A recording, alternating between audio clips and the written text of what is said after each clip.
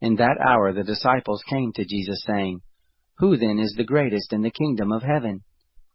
Jesus called a little child to himself, and set him in the midst of them, and said, Most assuredly I tell you, unless you turn and become as little children, you will in no way enter into the kingdom of heaven.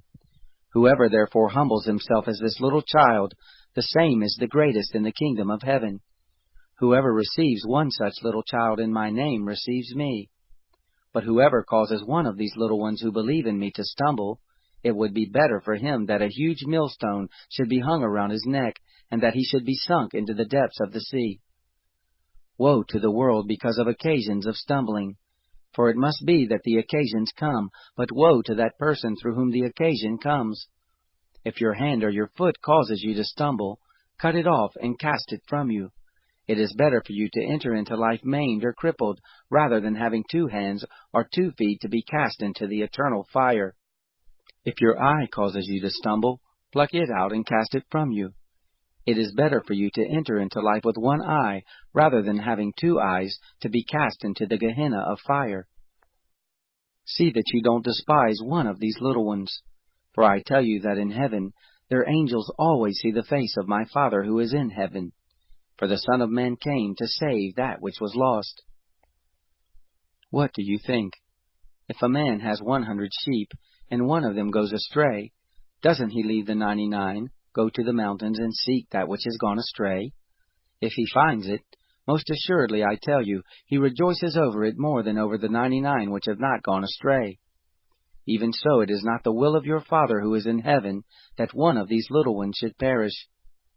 If your brother sins against you, go, show him his fault between you and him alone. If he listens to you, you have gained back your brother. But if he doesn't listen, take 1 or 2 more with you, that at the mouth of 2 or 3 witnesses every word may be established. If he refuses to listen to them, tell it to the assembly. If he refuses to hear the assembly also, let him be to you as a Gentile or a tax collector. Most assuredly I tell you, whatever things you will bind on earth will be bound in heaven, and whatever things you will loose on earth will be loosed in heaven. Again, assuredly I tell you, that if 2 of you will agree on earth concerning anything that they will ask, it will be done for them by my Father who is in heaven. For where 2 or 3 are gathered together in my name, there I am in the midst of them. Then Peter came and said to him, Lord, how often shall my brother sin against me, and I forgive him? Until 7 times? Jesus said to him, I don't tell you until 7 times, but until 70 times 7. Therefore the kingdom of heaven is like a certain king, who wanted to reconcile accounts with his servants. When he had begun to reconcile, one was brought to him who owed him 10,000 talents. But because he couldn't pay, his lord commanded him to be sold, with his wife, his children, and all that he had, and payment to be made.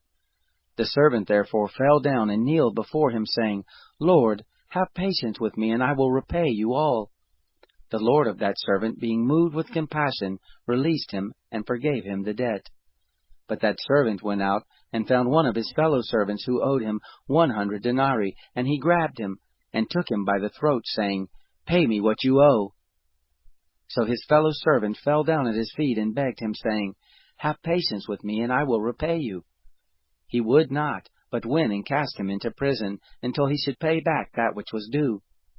So when his fellow servants saw what was done, they were exceedingly sorry, and came and told to their lord all that was done. Then his lord called him in and said to him, You wicked servant, I forgave you all that debt because you begged me.